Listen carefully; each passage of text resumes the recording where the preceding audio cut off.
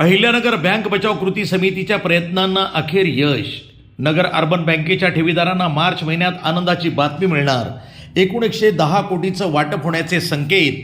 5 लाखाचे पुढील ठेवे असणाऱ्या ठेवीदारांना ठेवीच्या प्रमाणात 50% रक्कम मिळणार असल्याची माहिती बँक बचाव कृती समितीच्या वतीनं पत्रकार परिषदेमध्ये देण्यात आली आहे. नगर अर्बन बँकेच्या ठेवीदारांना आनंदाची बातमी मिळणार असून 110 कोटीचे वाटप होण्याचे संकेत. 5 लाखापुढील ठेवी असणाऱ्या ठेवीदारांना ठेवीच्या प्रमाणात 50% रक्कम मिळणार असल्याची माहिती नगर अर्बन बँक बचाव समिती यांच्या वतीनं घेण्यात आलेल्या पत्रकार परिषदेमध्ये राजेंद्र चोपडा, राजेंद्र गांधी, DM कुलकर्णी, मनोज गुंदेचा, ॲडव्होकेट अच्युत पिंगळे, विलास कुलकर्णी आदींनी माहिती पत्रकार परिषदेमध्ये दिली आहे. नगर अर्बन बँक बचाव समिती जी गेल्या 10 वर्षापासून नगर अर्बन बँकेच्या सभासद ठेवीदारांसाठी लढा देत आहे, त्यांच्या दृष्टीने आज एक खूप आनंदाचा दिवस म्हटला जाईल अशा पद्धतीची घोषणा करण्यासाठी आज तुम्हाला पत्रकार बंधूंना बोलवलं होतं. या ठिकाणी 2 दिवसापूर्वी आपल्या जिल्ह्याचे पालकमंत्री, जिल्हाधिकारी व जिल्हा पोलीस अधीक्षक साहेब आणि बँकेचे व्यावसायिक व आम्ही बँक बचाव व ठेवीदार यांची संयुक्त बैठक झाली. त्या बैठकीत व्यावसायिकांनी दिलेल्या माहितीप्रमाणे बँकेचे जे 5 लाखाचे आतले ठेवीदार होते त्यांना DIGC मार्फत म्हणजे विमा कंपनीमार्फत 379 कोटी रुपयांचं वाटप झालं. आणि जे DIGCने पैशाचं वाटप केलं ते बँकेने त्याची परतफेडसुद्धा केली. ही सर्वात महत्त्वाची गोष्ट आहे, कारण जोपर्यंत DIGCचा पैसा परत जात नाही तोपर्यंत इतर ठेवीदारांना पैसे देता येत नाही.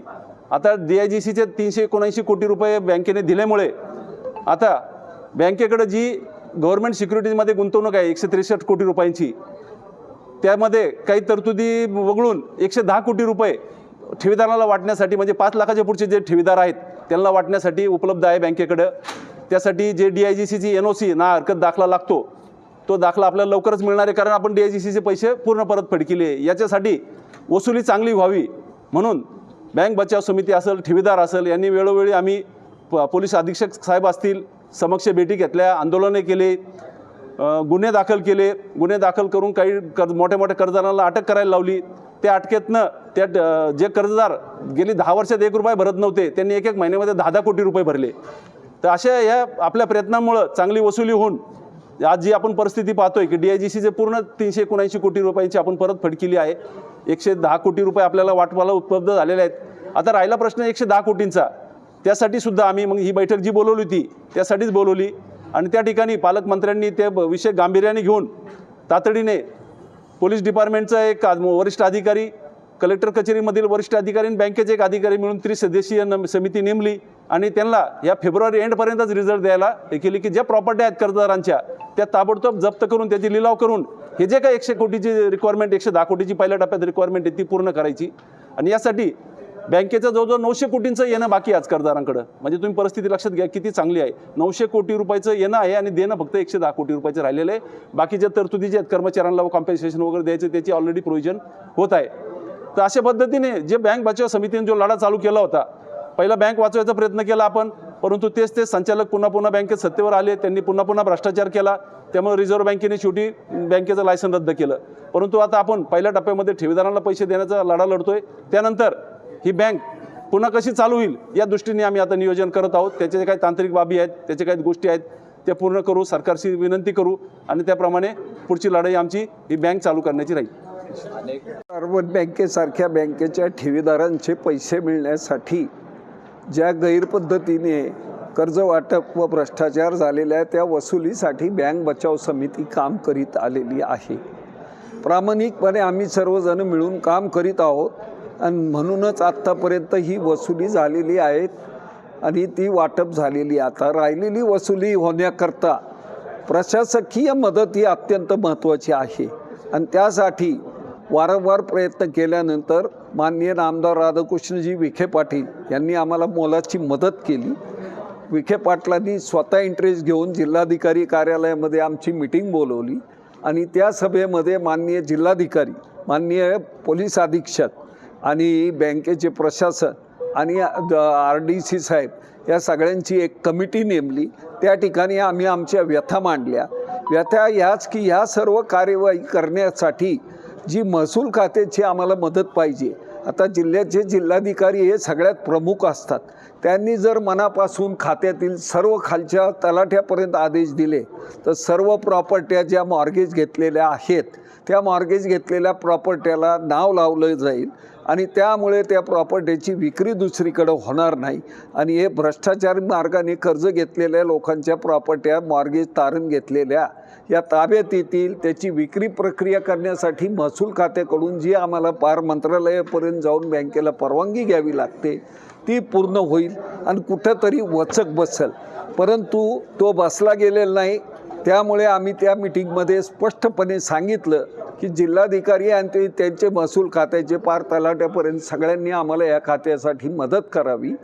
आणि दुसरं पोलीस अधीक्षक साहेबांना त्यांनी स्पष्टपणे आदेश दिले की जे कोणी तपास अधिकारी आहेत त्यांना सांगा आणि हे जे काही आरोपी गावात फिरतायत दिसतायत त्यांच्यावर कारवाई करा.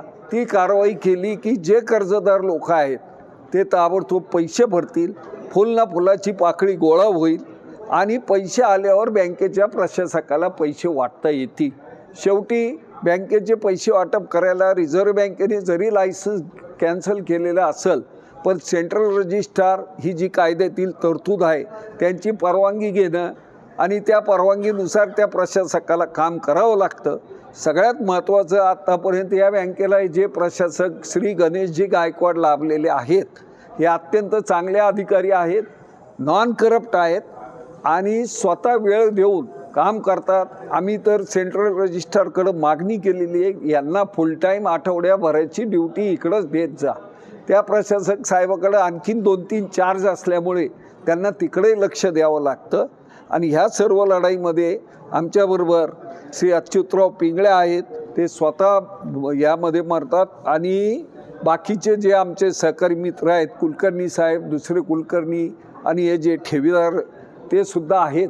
परंतु आमचा प्रयत्न शेवटपर्यंत हाच राहील की कुठल्याही परिस्थितीत 10-20 प्रॉपर्ट्या जप्त करून विक्री केल्या याचा जरब बसेल आणि पैसे वसूल होईल आणि इथून पुढं निदाननगर जिल्ह्यामध्ये आणि महाराष्ट्रामध्ये अशा पद्धतीने आर्थिक संस्थांमध्ये भ्रष्टाचार करण्याचा कोणीही धाडस करणार नाही.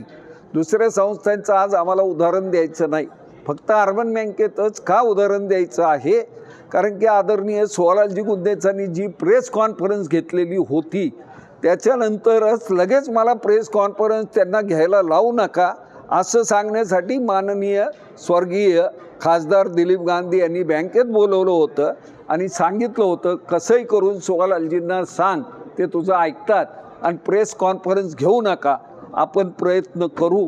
परंतु सोहरालजीसारख्या व्यक्तींनी इतक्या स्वच्छपणे बँकेत कारभार केलेला होता, तो स्पष्टपणे मांडला आणि सांगितलं.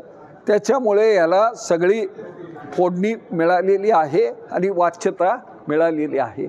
आपल्या माध्यमातून सरकार दरबारी आणि मुख्यमंत्र्यांना सध्याचे देवेंद्रजी फडणवीस यांच्याकडे गृहखातं आहे. आमची सगळ्यांची अपेक्षा स्पष्टपणे ही आहे की त्यांनी खालच्या सर्व अधिकाऱ्यांना आदेश देऊन यावर तात्काळ कारवाई करण्यासाठी आदेश द्यावेत, म्हणजे कारवाई होईल आणि पैसे वसुलीला मार्ग मोकळा होईल. धन्यवाद. NTV news Marathi, Ahilyanagar.